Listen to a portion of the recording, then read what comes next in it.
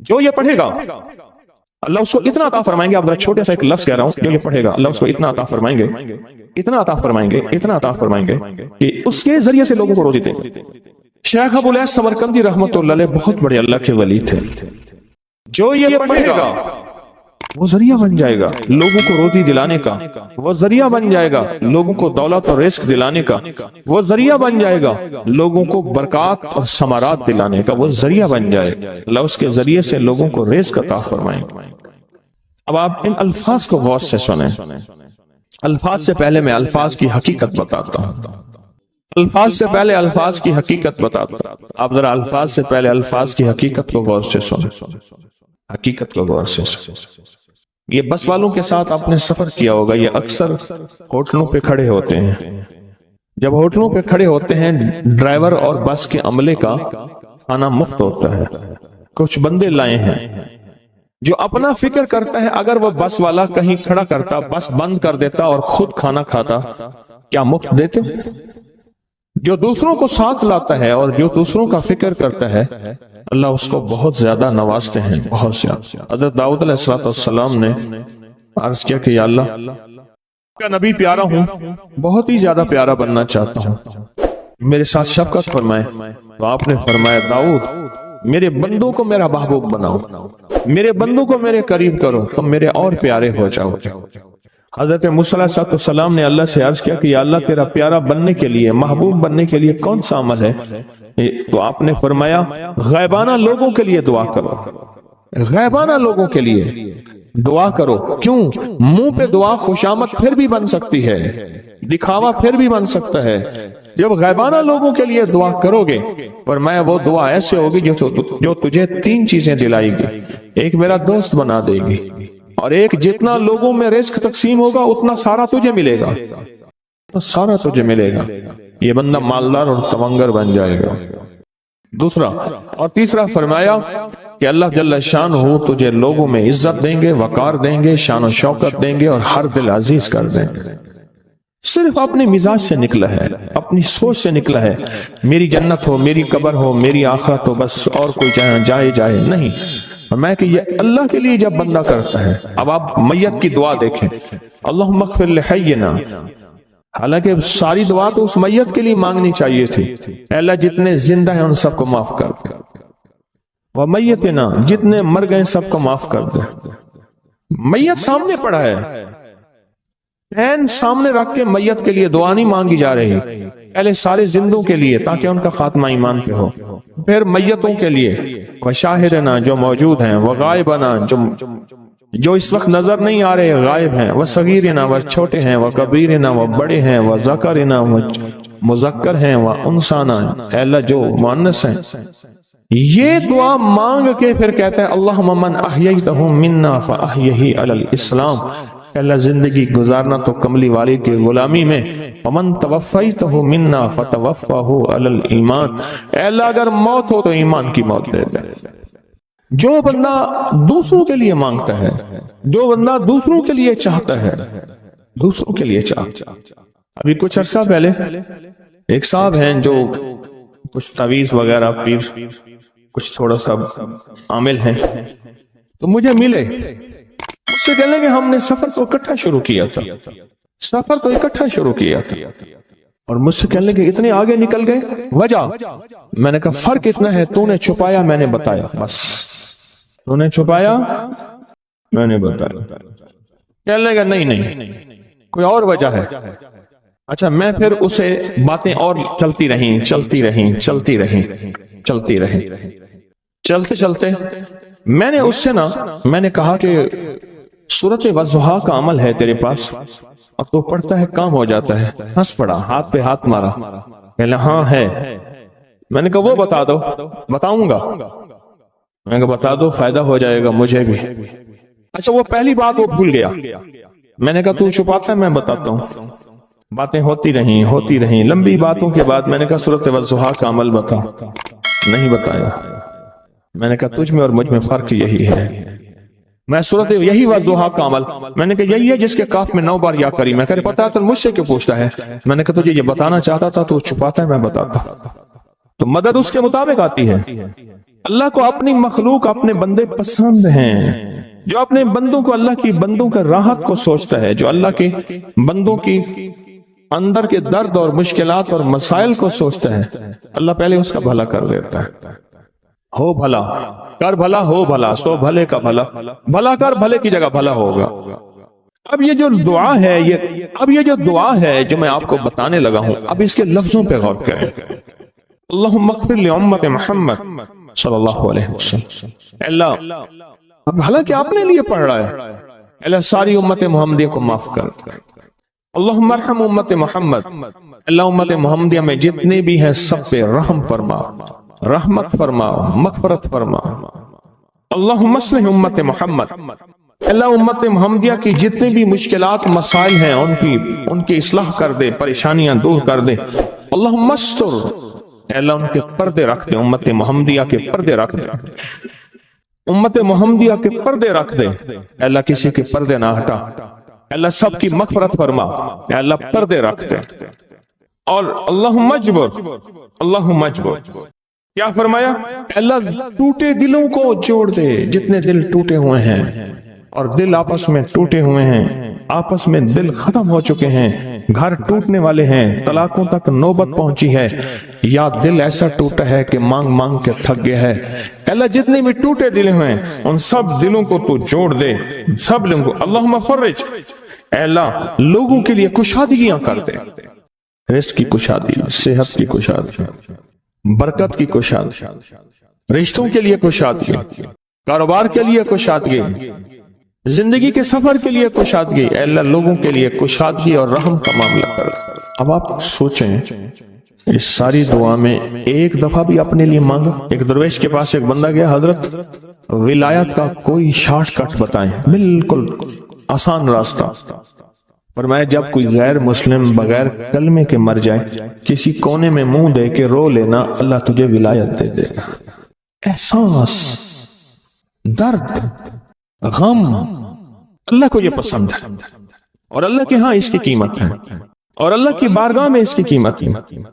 اس پورے کے پورے وظیفے میں، اس پورے کے پورے وظیفے میں، اس پورے کے پورے وظیفے میں آپ یہ دیکھ لیں ایک دفعہ بھی اپنے لیے نہیں مانگا گیا اللہم اغفر لامت محمد، اللہم ارحم امت محمد، اللہم اصلح امت محمد، اللہم استر امت محمد، اللہم اجبر، اللہم فرج، اللہم منصر، اللہ سب کی مدد فرما، اللہم اغفر لے، اللہ سب کو معاف کر دے۔ ایک چیز بھی اپنے لیے ہی نہیں مانگی۔ ایک ہے کہ مجھے دے دے، ایک ہے اس کو بھی دے دے، اس کو بھی دے دے، مجھے نہ دے، اس کو بھی دے دے، مجھے نہ دے۔ جو دوسروں کا فکر کرتا ہے، امت کے یہودی، عیسائی، ہندو، سکھ، نہ ماننے والے اور ماننے والے مسلمان، ان سب کا جو فکر کرتا ہے، اللہ اسے سب سے زیادہ بھی دیتا ہے، اللہ اسے جھکتا بھی دیتا ہے۔ یہ جو عمل ہے نا، یہ عمل عجب عمل ہے، عجب عمل ہے۔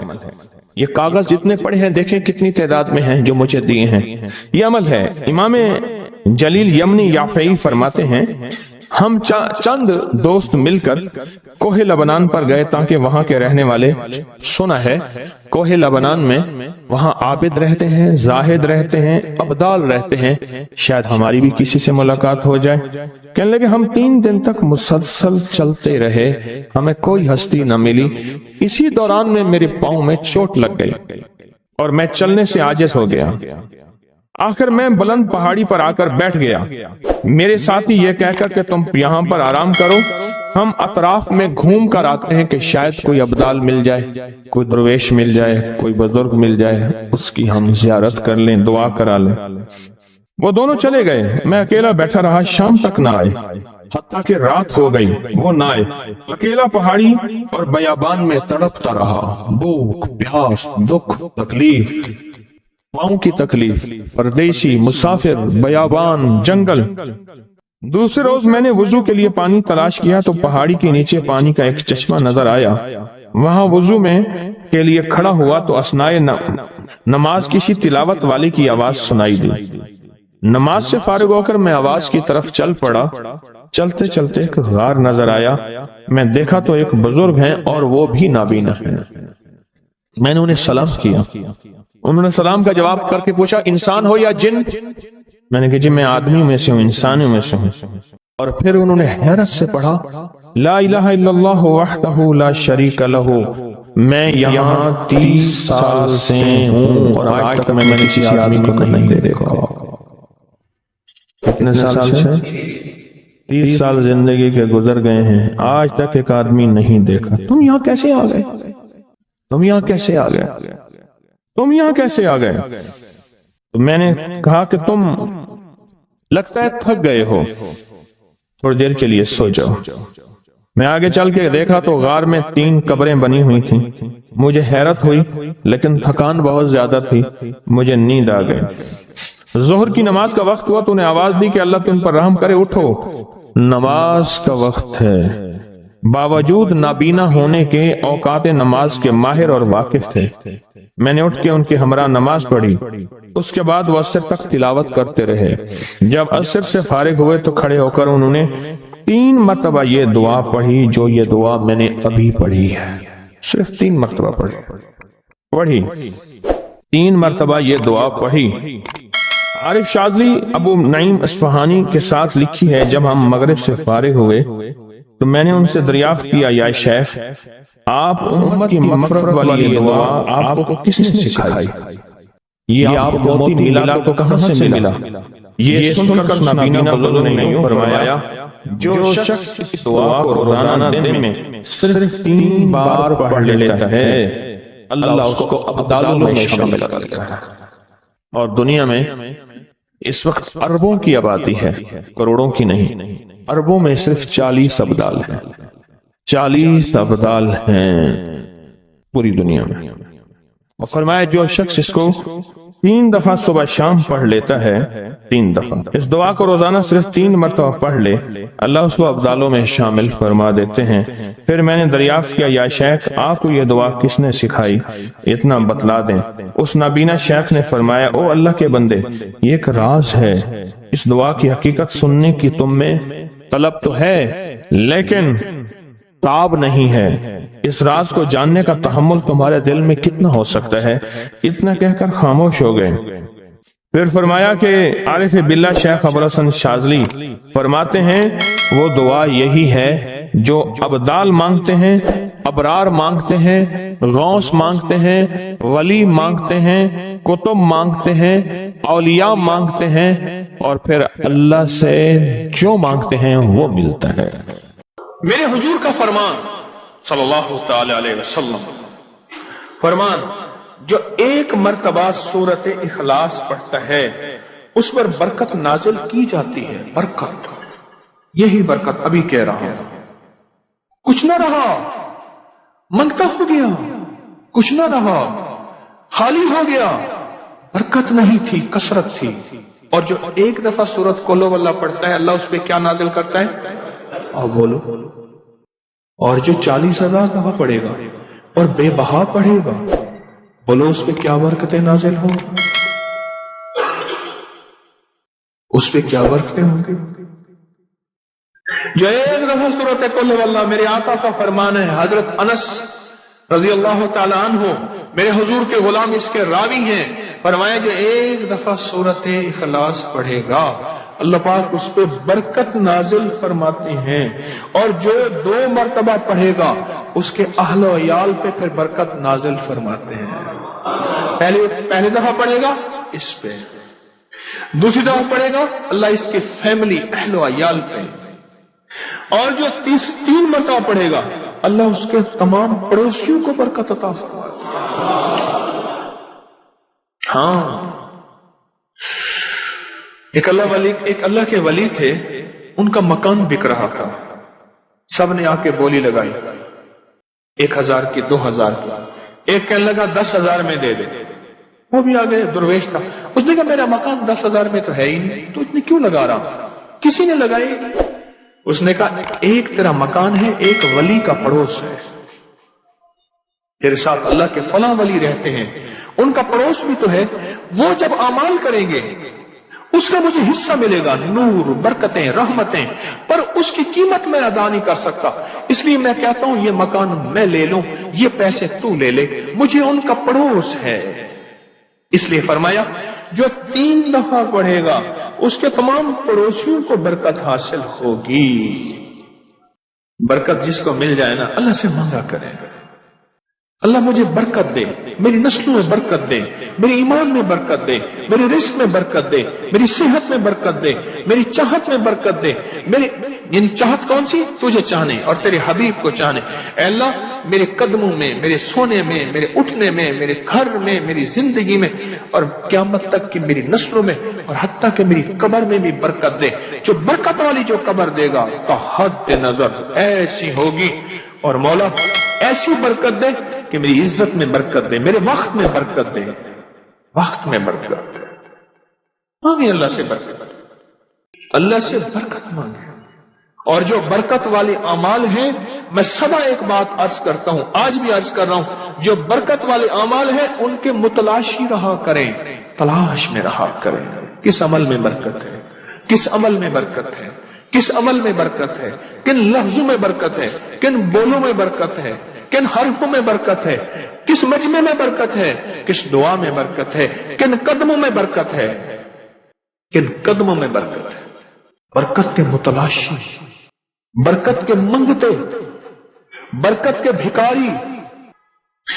जो 3 दफा सूरत इखलास पढ़ता है, फरमाया जो 3 मरतबा पढ़ेगा तमाम पड़ोसियों को बरकत हासिल होती है, तमाम पड़ोसियों को बरकत हासिल होती है। और फरमाया जो 12 मरतबा पढ़े अल्लाह जन्नत में 12 महल बना देते। वाह मौला, ये तेरी रहमत है, इतनी तेरी अताएं। क़यामत के दिन एक बंदा जाएगा, जरा गौर से सुनना, अल्लाह पाक फरमाएंगे इतने तेरे हज, इतने उम्रे, इतनी तस्बियां, इतनी ज़कातें, इतने सदके, इतने खैरात, इतनी इबादतें, इतने फला। तो अल्लाह पाक से अर्ज किया गया, अल्लाह मैं अपने लफ्जों में कह रहा हूं, अल्लाह फरिश्ते किसी और का डाटा उठा के ले आए, ये मेरा तो है ही नहीं, मैंने तो नहीं किया। अल्लाह पाक फरमाएंगे आज इंसाफ का दिन है, इसलिए अंग्रेज ने क़यामत के दिन का नाम रखा है the day of judgement. Judgement होगी हर चीज की। आज इंसाफ का दिन है, तूने खुद नहीं किया था पर जरिया बन गया था लोगों के लिए, जरिया बन गया था, तू जरिया बना था। उन्होंने, एक ने 10 को बताया, समझना जरा, 10 ने 40 को, 40 ने 100 को, 100 ने 200, 1000 को बताते गए। उन सब का जितना मिला उतना तुझे भी तेरे नामाल में लिखा जाता गया, लिखा जाता गया, लिखा जाता गया, तेरे नाम अमाल में भी और उसके नाम अमाल में भी कमी नहीं हुई। जरिया जो तू बना था, जरिया जो तू बना था। हजरत इमाम मूसा काजिम सुभान अल्लाह फरमाने लगे एक दफा, ऐ अल्लाह मेरी सारी नेकियां सिद्दीक अकबर को दे दे। तो उन्होंने पूछा क्यों? फरमाया अल्लाह के हबीब के बाद उम्मत के लिए जरिया वो बने हैं, क़यामत तक जितनी बंदा नेकियां करता रहेगा, करता जाएगा, उस सब का हिस्सा सिद्दीक अकबर रज़ी अल्लाह तआला अन्हु के हिस्से में लिखा जाता जाएगा। जो 12 दफा पढ़ेगा जन्नत में अल्लाह उसके लिए महल, जन्नत में अल्लाह उसके लिए महल, जो 12 दफा पढ़ेगा जन्नत में अल्लाह उसके लिए महल का इंतजाम फरमाएंगे और 12 महल उसके लिए। और अगला बात सुनो, मुहाफिज फरिश्ते कहते हैं चलो जरा हम अपने भाई का महल तो देख आए। जो इर्द गिर्द मुहाफिज फरिश्ते हैं, जब 12 दफा पढ़ेगा और 12 महल बन जाएंगे। और एक महल कैसे होगा? उसमें 70,000 कमरे होंगे, हर कमरे के 70,000 दरवाजे होंगे, हर दरवाजे के अंदर 70,000 गुलाम होंगे, हर कमरे में 70,000 खाने होंगे, रंगारंग की महफिलें होंगी। अल्लाह के इल्म में है क्या होगा और क्या होगा, क्या होगा और, लेकिन है हक, अनदेखे सौदे हक होते हैं। 70,000 मुहाफिज फरिश्ते कहते हैं चलो देखें जरा अपने भाई का महल तो देखें। और अगला फायदा सुने, और बड़ा मुबारक फायदा, और वह कि जो 100 मरतबा सूरत कुल हुवल्लाह पढ़ता है, 100 मरतबा, अल्लाह उसके 50 साल के गुनाह माफ कर देते हैं। 50 साल के गुनाह माफ कर देते हैं। और जो हकूक है वो जाके उलमा से पूछे और उनका इजाला करे, और बाकी गुनाह अल्लाह ने 50 साल के माफ कर दिए। कितनी दफा? सिर्फ 100 दफा। رشتے ایک دوسرے کو کہتے ہیں ذرا چل کے دیکھائیں اپنے یار کا محل تو دیکھیں، محفل تو دیکھیں، اور جو 100 مرتبہ پڑھے گا اللہ اس کے 50 سال کے گناہ معاف کر دے گا۔ اللہ کہتے ہیں جا، کیوں پریشان؟ نہیں خوف نار جہیم کا کہ کرم ہے مجھ پہ کریم کا، میں مداح آل رسول ہوں، یہی آخرت کا سامان ہے۔ اللہ کہتے ہیں جا معاف کر دیا۔ اور اگر 400 مرتبہ سورۃ اخلاص پڑھ لے اللہ اس کے 100 سال کے گناہ معاف کر دیتے ہیں۔ حضور کی بارگاہ میں ایک نابینا خدمت میں حاضر ہوئے، حضور کی بارگاہ میں ایک نابینا حاضر ہوئے اور اپنی بینائی کی شکایت کی۔ حضور نے فرمایا صبر کرو، دعا کرتا ہوں۔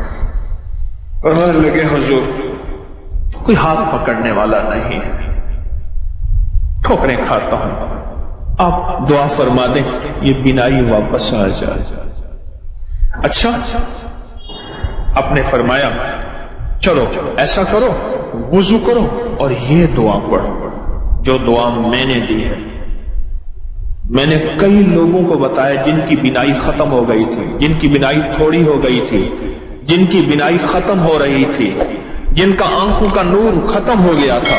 پھر میرا ایک وجدان تھا، اس وجدان پہ میں کامیاب ہوا۔ میرے دل میں ایک دفعہ ایک بات آئی، میں نے کہا دل کی روشنی جس کی ختم ہو جائے اس کے لیے بھی یہ نسخہ کام کرے گا۔ حکیم ہوں نا، حکیم ہم لوگ کیا کرتے ہیں، کہتے ہیں فلاں بیماری پہ نسخے نے کام کیا۔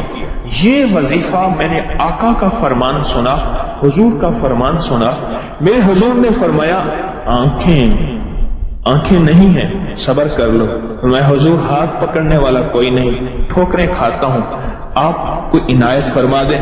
میرے حضور نے یہی نسخہ عنایت فرمایا، یہی وظیفہ، اور اس کی آنکھیں ٹھیک ہو گئیں۔ میں نے کئی لوگوں کو دیا جن کے دل کی آنکھیں ختم ہو گئی تھیں، دل کی روشنی ختم ہو گئی تھی، دل کا نور ختم ہو گیا تھا۔ مجھے بے شمار نے بتایا کہ ان کا دل کا نور واپس آیا ہے اور دل کی روشنی واپس آئی ہے اور آنکھوں کا سرور واپس آیا ہے۔ اور اگلے لفظوں میں کیا کہوں، ان کے دل کو کشف شروع ہو گیا ہے اور دل کے اندر نور بھر گیا ہے اور دل کی روشنی ہے۔ جب آنکھیں اندھی ہوں تو ڈنڈے اور سانپ کا پتہ نہیں چلتا، جب آنکھیں اندھی ہوں گڑھے کا آگ کا پتہ نہیں چلتا، جب آنکھیں اندھی ہوں تو پھر آگے دشمن دوست کا پتہ نہیں چلتا۔ اس طرح جب دل کی آنکھیں اندھی ہوتی ہیں پھر یہ پتہ نہیں چلتا کہ میری آخرت برباد ہو رہی ہے یا خراب ہو رہی، اور مجھے اس میں خیر ہے یا شر ہے، اور میری شادیوں میں ہر وہ کام کر رہا جس میں کملی والے ناراض ہیں، اور غمیوں میں پھر جب آنکھیں اندھی ہوتی ہیں پھر شریکوں کو دیکھتا ہے، رشتہ داروں کو دیکھتا ہے، دوستوں کو دیکھتا ہے، دل کے شوق پورے کرتا ہے، پھر کملی والے کی نظر کو دیکھ کے حیا نہیں آتی۔ جب دل کی روشنی آ جاتی ہے پھر کملی والے کو دیکھتا ہے، حیا آ جاتی ہے، پھر آنکھیں بھی چھپ جاتی ہیں اور سارے تدبیریں، سارے رواج، سارے شوق ٹوٹ جاتے ہیں۔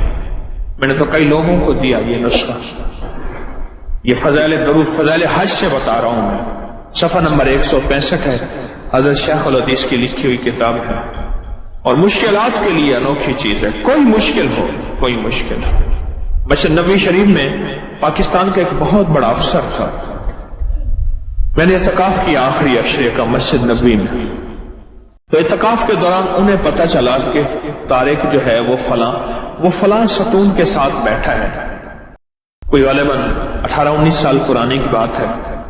تو میرے پاس آئے، مجھے تعارف کرایا، کہنے لگا بہت مشکل میں ہوں، اس وقت کی حکومت تھی، بہت اس حکومت کے زیر عتاب ہوں، اس وقت کا اقتدار جو تھا، اور مجھے بہت مشکل میں ہوں، بس میں نے آخر کار مدینہ کا رخ کیا ہے، اس کے علاوہ مجھے کوئی منزل اور راستہ نہیں ملا، تو میرے لیے دعا کریں۔ میں نے کہا یہاں حضور کے روضے کی طرف اشارہ کر کے میں نے کہا ان کے ہوتے ہوئے میں دعا کروں، میری کیا اوقات ہے، میری کیا اوقات ہے۔ ہاں میں آپ کو ایک چیز بتاتا ہوں، میں نے یہ وظیفہ بتایا ہوا ہے، کہنے لگا مجھے لکھ کے دے دے۔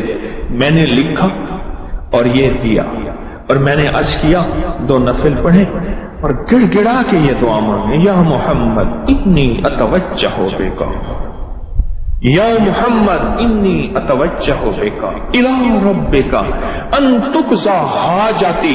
جب لفظ حاجتی بیان کریں تو دل میں اپنی حاجت بیان کریں، اپنا مسئلہ بیان کریں، اپنی مشکل بیان کریں، اپنی الجھن بیان کریں، اپنے مسائل بیان کریں. اللہم انی اسألک واتوجہ الیک بنبینا محمد صلی اللہ علیہ وسلم نبی الرحمہ. یا محمد سونا، آپ تو محمد ایسے ہیں رحمت والے نبی ہیں، آپ کے در سے آ کے خالی جائے کوئی، یہ ہو سکتا ہے ہمیں بھی کوئی عنایت فرمائے. یا محمد انی اتوجہ بکا. سند کے ساتھ، حدیث کی سند کے ساتھ یہ واقعہ موجود ہے، یہ غیر مستند حدیث نہیں ہے، کوئی گھڑا گھڑایا واقعہ نہیں ہے، کوئی قصہ نہیں ہے. آگے سنیں. وہ نابینا آئے ایسے کہ جیسے ان کی آنکھیں آج تک ضائع ہی نہیں ہوئی تھیں، ایسے ان کی آنکھیں ٹھیک ہوگی. اور اس سے آگے فرمایا کہ علامہ فرماتے ہیں یہ قصہ عثمان بن حنیف کے فہم سے استدلال میں ہے کہ وہ حضور کی خدمت میں حاضر ہوئے، اور یہ صرف ان کے ساتھ مخصوص نہیں سمجھنا چاہیے کہ اس دور کا قصہ تھا، اس دور کا واقعہ تھا، دور گیا واقعہ گیا. نہیں، فرمایا قیامت تک اس کا فیض چلتا رہے گا. حضور کے وسیلے سے یہ فیض قیامت تک چلتا رہے گا، اور قیامت تک امت کو یہ نفع ملتا رہے گا. مجھے کئی بزرگوں سے اس فیض کی اجازت ہے. میں نے ایک دفعہ عمل کیا تھا.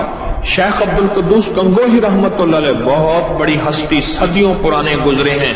میں نے ان کو خواب میں زیارت کی، میں نے ان سے اس عمل کی اجازت مانگی تھی، مجھے انہوں نے اس عمل کی اجازت دی تھی.